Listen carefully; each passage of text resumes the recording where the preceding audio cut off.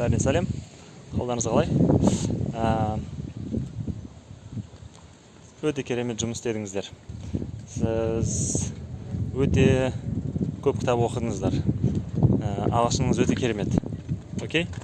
Сонымен бүгін біздің тақырыбымыз балаларды сабақта қалай мақтаймыз. By the way, кстати, балаларға просто сен жақсысың, сен әдемісің, сен кереметсің деп айтқан дұрыс емес екен. Зерттеулер бойынша баланың бір белгілі бір іс-әрекетін, сабақтағы бір жауап берген дұрыс шығарған есебін, соны тек қана мақтауымыз керек. Адам тек қана несін өзін мақтай беретін болсақ, ол құтырып кетеді. Біраз уақыттан кейін оны мақтау тоқтатсақ, ол не істейді, жұмыс істеуді тоқтатады. Бірақ біз әр оның осы жауап беріп, белсенді қатысқан үшін мақтайтын болсақ, белгілі бір оның іс-әрекеті үшін, ол одан да көп не істейді, тырысады, көбірек жауап беруге, дұрыс не істеуге, атсалысуға, белсенді болуға. Окей? Енді қалай оны айтуға болады? Қалай енді мақтаймыз? Қалай бір сөзбен айта бермей, әр түрлі әдемі түрлермен оны айта аламыз балаларға. Ең біріншісі very good. Өте жақсы.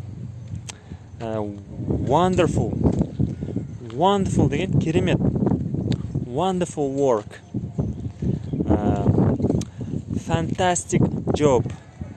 Жұмысты фантастически істедің, I'm so proud of you. Мен сонша не істеймін, сен мақтан тұтам. I liked that. Маған ұнады жаңа сен, I liked your answer, сен жауабың. I liked that. Вообще ұнады маған. Super. Super деуге болады. Amazing. Превосходно. Amazing. Amazing. Amazing. Окей? Сол. Подводим итоги. Very good. Wonderful.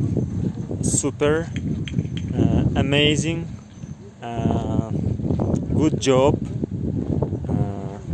I liked it. Маған бұл ұнады. And fantastic. Okay? Thank you. Goodbye. Лайк басып, каналға жазылуды ұмытпаңыздар. Хош, саламат болыңыздар.